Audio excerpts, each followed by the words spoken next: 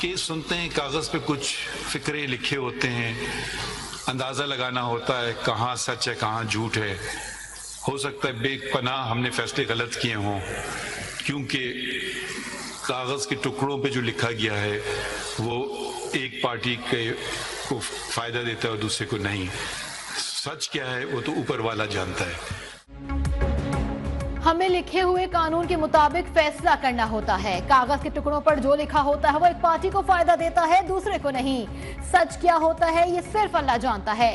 Chief justice Qazi Faez ईसा का full court reference अलविदाई खिताब। काजी फाइज ईसा ने रेफरेंस में आने वालों और ना आने वालों का भी शुक्रिया अदा किया। कहा चीफ जस्टिस बलूचिस्तान बनने के बाद जिंदगी बदल गई। चौधरी इफ्तिखार का भी शुक्रिया, उन्होंने बलूचिस्तान हाई कोर्ट के लिए चुना। कोई सिखाने वाला नहीं था, वो क्लास से सीखा। हमें माहौलियात पर तवज्जो देना होगी। माहौल रहने के काबिल ना रहा तो इंसान का जमीन पर रहना मुश्किल हो जाएगा।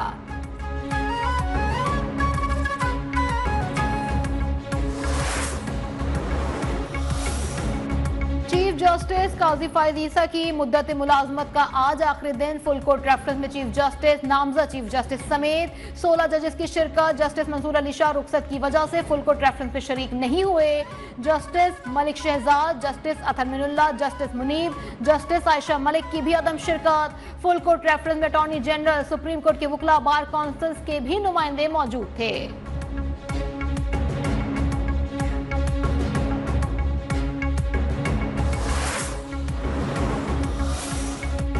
चीफ जस्टिस काजी फाइज ईसा से बहुत कुछ सीखा। सुप्रीम कोर्ट में जस्टिस फाइज की कमी महसूस करेंगे। चीफ जस्टिस काजी फाइज ईसा के गुस्से के वक्त सिर्फ अल्लाह ही मदद कर सकता है। नामजद चीफ जस्टिस याह्या अफरीदी का फुल कोर्ट रेफरेंस से खिताब। कहा चीफ जस्टिस ने विरासत में खवातीन के हिस्से से मुताल्लिक मुकदमात पर खुसूसी तवज्जो दी। मेरी भी तवज्जो खवातीन, बच्चों, खुसूसी अफराद के मुकदमात पर रहेगी।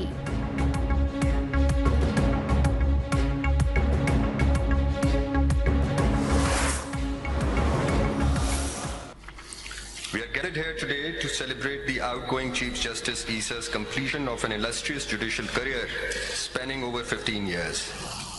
Throughout his career, Chief Justice Issa has demonstrated an unwavering commitment to constitutionalism, rule of law, democracy and accountability. Chief justice Qazi Faez Isa ने खुद को बतौर काबिल वकील मनवाया। अटॉर्नी जनरल मंसूर उस्मान अवान का चीफ जस्टिस को खिराज तहसीन। कहा चीफ जस्टिस ने यकीनी बनाया कि इदारे अपनी हुदूद से तजावुज न करें। चीफ जस्टिस ने बलूचिस्तान बार एसोसिएशन की नुमाइंदगी भी की है। चीफ जस्टिस ने खवातीन के हुकूक के तहफ़्फ़ुज़ में अहम किरदार अदा किया।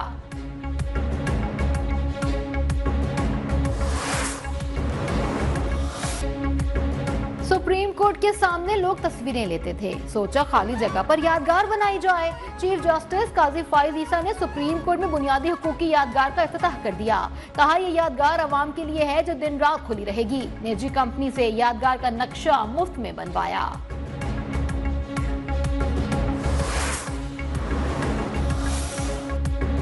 जस्टिस मंसूर अली शाह की चीफ जस्टिस के एजाज में फुल कोर्ट रेफरेंस में अदम शिरकत। काजी फाइज ईसा पर अदलिया में तकसीम पैदा करने का इल्जाम। रजिस्ट्रार सुप्रीम कोर्ट को खत में इल्जाम आयद किया कि चीफ जस्टिस अदलिया में मुदाखलत पर मिली भगत के मुर्तकिब रहे हैं। उनका किरदार अवाम के हुकूक का तहफ़्फ़ुज़ और अदलिया का दिफा करना है। चीफ जस्टिस अदलिया पर बैरूनी असरात और दबाव से लाताल्लुक रहे।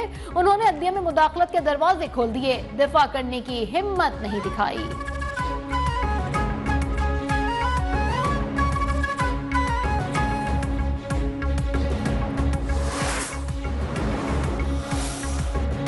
चीफ जस्टिस याह्या अफरीदी की हलबरदारी तकरीब कल सुबह 11 बजे ऐवान सदर में होगी। सदर मुमलिकत आसिफ अली जरदारी नामजद चीफ जस्टिस से हल्फ लेंगे। इंतजामात मुकम्मल। तकरीब में शिरकत के लिए मेहमानों को दावतनामे भी जारी कर दिए गए।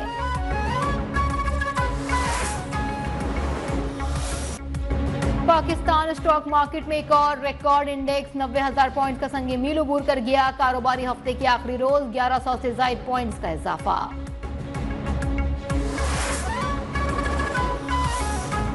मौसमियाती खतरात। IMF को $1 अरब फंड की दरखास्त। वजीर खजाना मोहम्मद औरंगजेब इजाफी इमदाद हासिल करने के लिए पुरअज़्म। वजीर खजाना की बैंक ऑफ अमेरिका सिक्योरिटीज के ज़ेर एहतमाम स्मॉल फोरम में शिरकत, हुकूमत की मौशी इस्तेहकाम की कोशिशों और गुज़िश्ता साल इक़्तिसादी कारकर्दगी पर रोशनी डाली। वर्ल्ड बैंक की MD, इस्लामी तरक्याती बैंक के सदर से भी मुलाकात। क्लाइमेट इन्वेस्टमेंट फंड में $12 के ताउन का खैर मकदम। बरतानवी और अमरीकी कंपनियों को सरमायाकारों की दावत।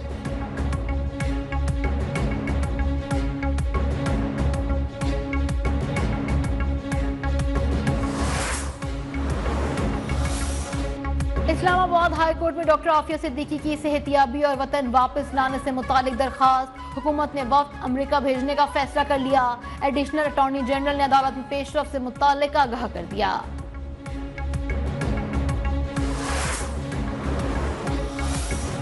27वीं तरमीम नहीं आने देंगे, भरपूर मुजाहिमत करेंगे। मौलाना फजलुर रहमान का ऐलान, कहा सवाल ही पैदा नहीं होता, ऐसा हुआ तो शदीद रद्द-ए-अमल आएगा। मुल्क में मौशी इस्तेहकाम जरूरी है, विफाक पर चढ़ाई का तासुर मुल्क को तकसीम करने के बराबर है।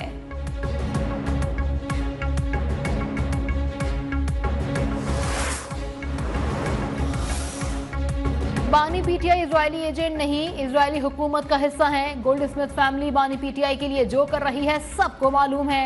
सीनियर वजीर शर्जील नाम मेमन की घन गरज, कहा बानी पीटीआई को गैर मुल्की मीडिया सपोर्ट कर रहा है। कारकुनान को भी नहीं पता उनका लीडर मुल्क को किस तरह नुकसान पहुंचा रहा है।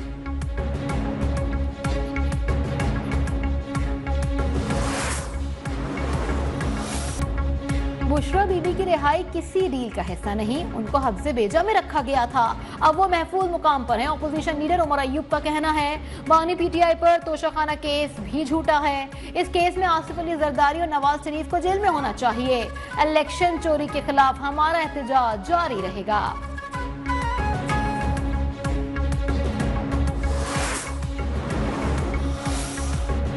डी चौक एहतजाज केस में बानी पीटीआई की बहनों की जमानत मंजूर। इस्लामाबाद की इंसदाद दहशतगर्दी अदालत में 20-20 हजार के मचल के जमा कराने के बाद रोक कार्ड जारी। अलीमा और उज़मा खान 4 अक्टूबर से थाना कोहिस्तान में दर्ज 2 मुकदमात में गिरफ्तार हैं।